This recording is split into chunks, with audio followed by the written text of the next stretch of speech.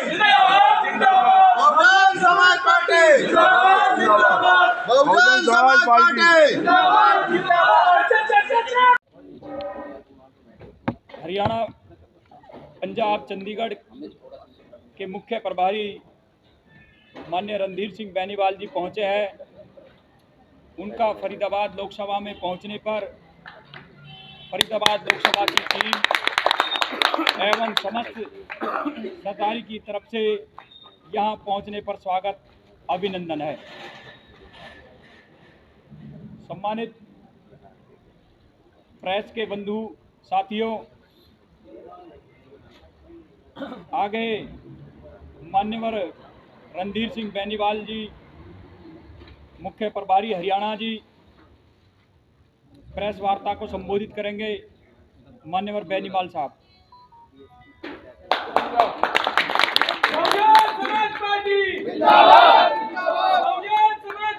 जिंदाबाद जिंदाबाद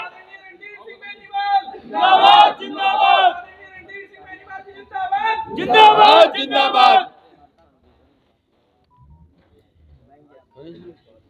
प्रधान जी बताएं, आज प्रेस वार्ता आप लोग कर रहे हैं, क्या मुख्य उद्देश्य है आपका? सबसे पहले तो बाबा साहब भीमराव अम्बेडकर मान्यवर साहब श्री कांशीराम जी को नमन करके देश के सबसे बड़े सूबे उत्तर प्रदेश की 4 बार रही मुख्यमंत्री आदरणीय बहन कुमारी मायावती जी को अपना आदर्श नेता मानते हुए और उन्हीं के आदेशों के अनुसार, अपने राष्ट्रीय अध्यक्ष के आदेशों के अनुसार, उनके हुक्मानुसार आज फरीदाबाद में आप जितने भी प्रेस के बंधु हैं सभी का मैं स्वागत करते हुए हमारे मंच पर उपस्थित मनोज भाई, हमारे इकराम भाई और हमारे बीच में जिलाध्यक्ष हमारे सरदार जी और हमारे बीच में जो मेन मुख्य आज के जिनके लिए प्रेस कॉन्फ्रेंस सम्मानित साथियों आपके बीच में हम लोग उपस्थित हुए हैं, ये हमारे बीच में किशन सिंह ठाकुर जी, जिनको आदरणीय बहन कुमारी मायावती जी के आदेश के अनुसार आज लोकसभा फरीदाबाद से प्रभारी नियुक्त किया जाता है और निश्चित तौर पर इनको प्रत्याशी के रूप में बहुजन समाज पार्टी घोषित करेगी।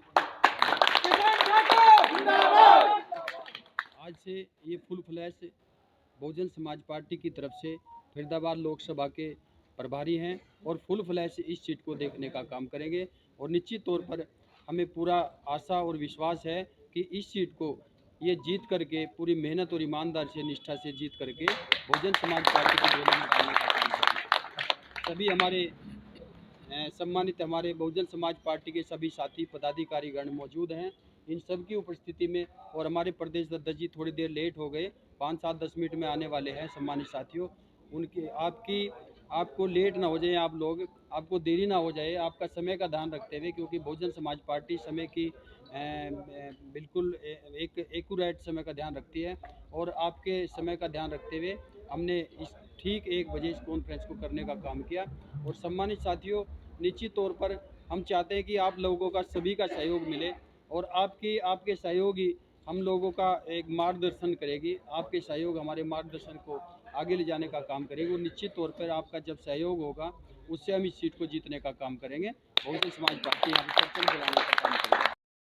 प्रभारी बनाया गया है जो हरियाणा में कहीं ना कहीं जो रथ यात्रा बसपा की चलने वाली है, आकाश आनंद जी भी पहुंच रहे हैं उस रथ यात्रा में, तो कहाँ से वो रथ यात्रा निकलेगी, क्या उसके पड़ाव रहेंगे, किस विधानसभा में जाएगी? रथ यात्रा का जो हमारा पड़ाव है वो पलवल से स्टार्ट होगा, बगोला से स्टार्ट होकर के हमारा वो कार्यक्रम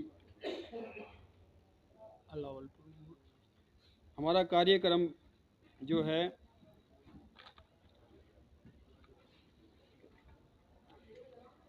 स्टार्ट होकर के पलवल से वो छायासा जाएगा और छायासे से मचगर जाएगा, मचगर से होता हुआ चंदावली और चंदावली से एक पटेल चौक और पटेल चौक से होता हुआ ये बड़खल से पटेल चौक और फिर भगत सिंह चौक और आगे फिर एक पॉइंट आपने बताया था दोज गांव में समापन होगा उसका शाम। कितनी विधानसभाएं इसमें कवर कर रहे हैं? 9 की 9 विधानसभा कवर होंगी। प्रधान जी, आपने कहा कि प्रत्याशी के रूप में आप किशन ठाकुर को देखें फरीदाबाद लोकसभा क्षेत्र से बसपा के प्रमुख मुद्दे क्या होंगे, किन मुद्दों को लेकर आप जनता के बीच जाएंगे? आप रथ यात्रा भी निकाल रहे हैं, उसमें क्या बातें रखेंगे जनता के बीच?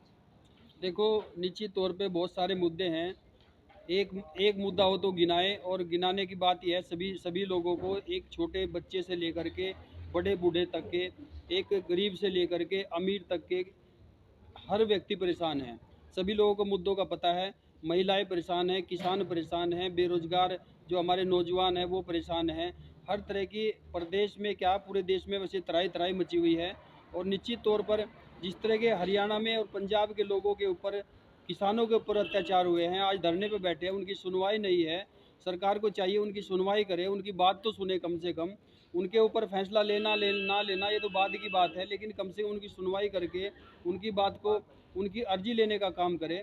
तो एक हिटलर शाही रवैया चल रहा है सरकार का, उनकी बात सुनने को तैयार नहीं है। जब कहीं कोई राजा किसी की प्रजा की बात सुनने को तैयार नहीं है तो फैसले की उम्मीद नहीं की जा सकती। तो इस यात्रा से क्या आप लोगों को ये संदेश देने की कोशिश कर रहे हैं, कैसे कारगर साबित होती हुई नजर आएगी ये यात्रा? हम अपनी यात्रा से अपना एक संदेश, भाईचारा का संदेश पैदा करेंगे, और ये सर्वे समाज के लोगों में, सर्वे समाज के हितों में हम अपनी बात रखने का काम करेंगे, जनता में जाने का काम करेंगे, जनता में अपनी बात को रखने का काम करेंगे। जो हमारे मुद्दे हैं उन मुद्दों पे बात करेंगे, जो लोगों के समस्याएं हैं उन समस्याओं को उठाने का काम करेंगे। अब यात्रा के माध्यम से हम 10 दिन में 10 की 10 लोकसभा में जाने का काम करेंगे। लोकसभा की यहाँ की बात करें तो फरीदाबाद से लोकसभा चेहरा आपका किशन ठाकुर जी है, लगातार मुद्दे उठाते हुए नजर आते हैं, तमाम मुद्दे उठाते हैं। क्या कहेंगे इनके लिए? क्या यही चेहरा आपकी पार्टी से बनकर अब दिखाई देगा? देखो, किशन सिंह ठाकुर में वो सब क्वालिटीज़ हैं जो बच्चे बूढ़े जवान सबको पसंद हैं। जब ये बच्चे के साथ बैठ जाते हैं तो बच्चों में हिल मिल जाते हैं। जब जवान के साथ बैठ जाते हैं, जवान के साथ सब इनके तार जुड़ जाते हैं। जब बूढ़े के साथ बैठते हैं उसी तरह गंभीरता इनमें आ जाती है। तो निश्चित तौर पर जिस फील्ड में जाते हैं, जैसे क्षेत्र में जाते हैं, जिस जगह बैठते हैं, जिस पटल में बैठते हैं, उसी तरह की ये बात उसमें ढलने का काम करते हैं। इसलिए किशन ठाकुर पे हमें पूरी उम्मीद है कि यह लोकसभा की सीट जीत करके बहुजन समाज पार्टी को जोड़ने में। लोकसभा का चुनाव नजदीक है, हरियाणा के अंदर बसपा पार्टी किस पार्टी से गठबंधन करेगी या अकेले चुनाव लड़ेगी? देखो, ये भविष्य की बात होती है, इसमें गठबंधन पे अभी हम कोई जिक्र नहीं करेंगे। गठबंधन फिलहाल हम अकेले ही तैयारी कर रहे हैं, और भविष्य में क्या हो उसके बारे में कुछ नहीं कहा जा सकता। ठाकुर साहब, आज आप कैंडिडेट डिक्लेयर हो गए हैं, तो एक अब किस तरह की तैयारियां आपकी होंगी आने वाले समय में? ऐसा है, बैठ के सबसे पहले तो मैं बड़ी बहन मायावती जी को धन्यवाद देता हूं, और आकाश आनंद जी को, कि उन्होंने मेरे पे विश्वास किया है। और मेरे बड़े भाई जो मुख्य प्रभारी हैं पंजाब के, हरियाणा के, बेनीवाल जी प्रदेश अध्यक्ष हैं, और वो रास्ते में आ रहे हैं, इन्होंने मुझ पर विश्वास किया है। मैं और हमारे मनोज चौधरी जी हैं, ज़िले के फरीदाबाद के सरदार उपकार सिंह जी हैं, पलवल ज़िले से अध्यक्ष हैं, और सभी, मैं सबका जो एक रीढ़ की हड्डी हैं बसपा की, सबका यहाँ पहुँचने पे धन्यवाद करता हूँ। और प्रेस का भी हरियाणा प्रदेश में और देश की राजनीति में बहुत बड़ा अहम रोल, आपका भी मैं हाथ जोड़ के धन्यवाद करता हूँ। ठाकुर साहब, एक सवाल है। मेरा क्वेश्चन आपसे है, आप हरियाणा में उस जगह मझधार में खड़े हुए हैं जहां पर सत्ताधारी है भाजपा, और उसके साथ पैसे और प्रचार और प्रसार करने में कांग्रेस का कोई जवाब नहीं। आपकी पार्टी कहीं से भी प्रचार और प्रसार करने में नाकाम सिद्ध होती है, तो कैसे इनके बीच में आप अपनी सीट हासिल कर पाएंगे? देखो, जब हमने उत्तर प्रदेश में अपनी सरकार बनाई शुरू में 1995 में, हम 2007 तक की सरकारों के बारे में आपको बता रहे हैं कि हमारी सरकार में, हमारी बात उस टाइम पे 1995 में जब हमारी सरकार बनी उत्तर प्रदेश में, उस टाइम पे मीडिया में हमारी बात कहीं नहीं आती थी। कोई अखबार हमारा एक अक्षर नहीं लिखता था, एक शब्द नहीं। वही चीज़ बता रहे हैं हम लोग। और अखबार में नहीं आती थी, टीवी पे हमारे कोई किसी तरह का कोई संदेश नहीं जाता था। याद करो डायलॉग जो बोलती थी मायावती जी, हर सेंटेंस आते थे। लेकिन हम लोगों ने घर घर जाके अपने शब्दों से प्रचार किए हैं, और वो प्रचार जितने लोगों में ज़्यादा गया है उतने लोगों के वो प्रचार हुआ। और प्रचार के माध्यम से उन दुआओं से उन गरीबों की पार्टी, उन गरीबों की सरकार बनने का काम हुआ उत्तर प्रदेश में। केवल एक मुंह के प्रचार से, शब्दों से हुआ। और सिस्टम जो बनाया गया है आज के टाइम में सोशल मीडिया में हमारे जो कार्यकर्ता हैं वो कम नहीं है। सोशल मीडिया पे हमारा पूरा प्रचार चल रहा है, और निश्चित तौर पर हम जनता के बीच में आपका भी सहारा ले रहे हैं। मीडिया का भी सहारा लेने का काम कर रहे हैं। आपके सहारे की भी जरूरत है, बिना आपके हमारी सरकार शायद नहीं बन सकती, ना ही हमें कोई मुकाम हासिल हो सकता। बेनीवाल जी एक समय था 2008 के टाइम पे कि हरियाणा में सरकार बनाने की बात हो रही थी कि बसपा सरकार बनाएगी। अभी क्या स्थिति आपको लगती है 2024 में? 24 में हम सरकार बनाएंगे, सरकार में शामिल होंगे, हमें पूरा विश्वास है। चलो ठीक। किशन ठाकुर जी से एक सवाल है, ईवीएम से चुनाव कराने के बिल्कुल पक्ष में उसके विरोध में हैं हम लोग। हम उसके विरोध में बार बार हम मुद्दे उठा चुके हैं, बहन जी मुद्दे उठा चुकी, हमने बार बार विरोध किया है। ईवीएम से चुनाव बिल्कुल नहीं होने चाहिए।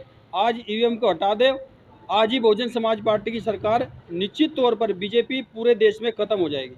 किशन ठाकुर जी से एक सवाल है कि 40 साल की आपकी राजनीतिक कैरियर है, कांग्रेस की सरकार रही तो भी आपका ओहदा प्रदेश लेवल की रही, बीजेपी में चले गए, इनेलो में गए, क्या इसको लेकर आप क्या कहें? ऐसा है, हर समय ये प्रभु के हाथ में है, बंसी वाले के में और जनता के में।